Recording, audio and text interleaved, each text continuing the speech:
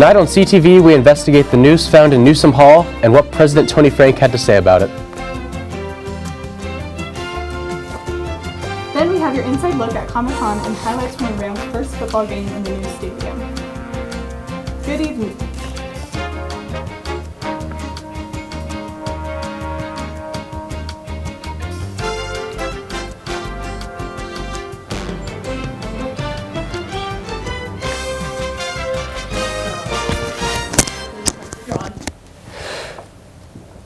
Good evening and welcome to the first episode of CTV News this year.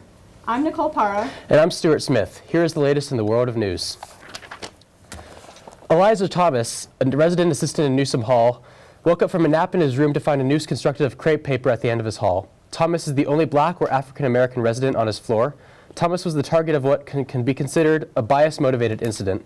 This is an incident where it is motivated in whole or by the offender's bias against a perceived or actual race. Thomas took video footage of the noose and posted it onto his Facebook, where it has received over 6,000 views. Residence Life sent an email to all on-campus residents Thursday, informing staff and students of the steps taken to address the incident and provided a list of resources for those who may be impacted. Collegian reporters Aaron Douglas and Chapman Croskell interviewed President Tony Frank about the incident. Someone who didn't own the ideology, who, in my opinion, in a very cowardly way, hung up a symbol of racial violence and intimidation. And I think we were pretty clear in our comments that if the reason one would do that is because they understand that idea isn't going to carry the day in the marketplace of ideas. It never has historically. It's not going to today.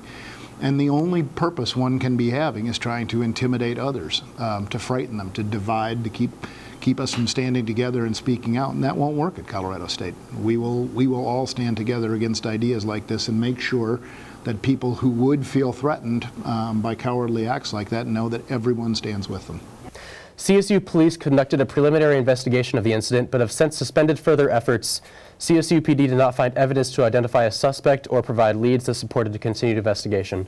Anyone with information should call CSU PD at 970-491-6425.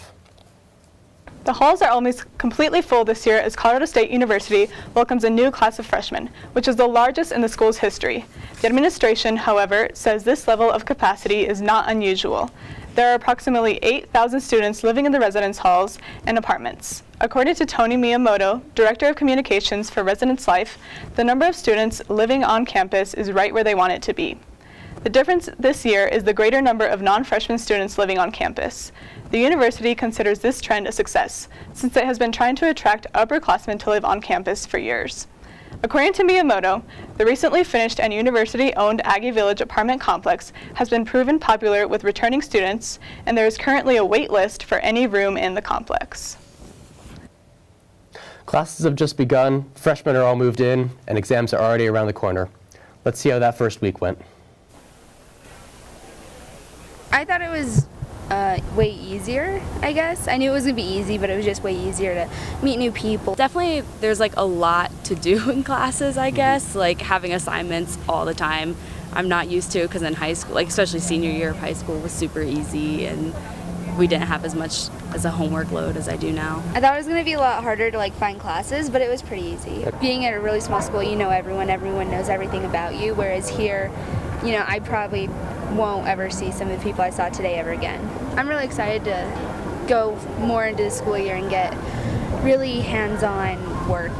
My classes are much smaller than I expected, so that's a bonus, and I like all my professors a lot. Just being on your own schedule, really choosing when you go to class, not having someone say you need to go. It's just a different atmosphere, and you don't feel babied. Transitioning to different classes and in different buildings is huge. Also, just kind of having your own schedule and creating your own schedule is big, and like the spacing of classes and everything. Having big gaps in between classes is weird. Like I have to figure out how to manage my time and like get everything done that I need to do, like personally wise, like working out and like staying in touch with my family, as well as making the time to do my homework and stay up to date with my classes. Like freshmen are starting to get the hang of things. Several Colorado businesses, agencies, and volunteers are taking action in helping the thousands affected by Hurricane Harvey. The disaster unfolded on an epic scale in one of America's most populated metropolitan areas, and now many Coloradans have already been deployed to help with relief efforts. But many can help without even leaving the state.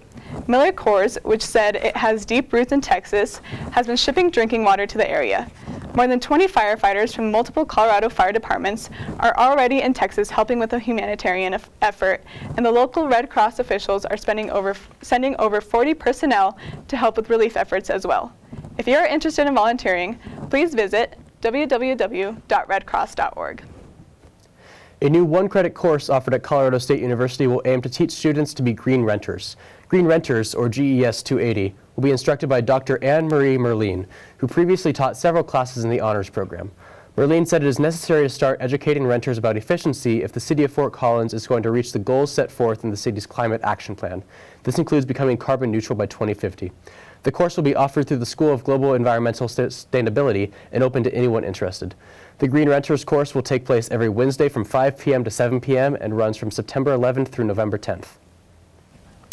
Up next, we have Zach Trombetta with your weather update, and then later on, Alexandria Clow with the inside look on all things Rams sports. And you will not want to miss it.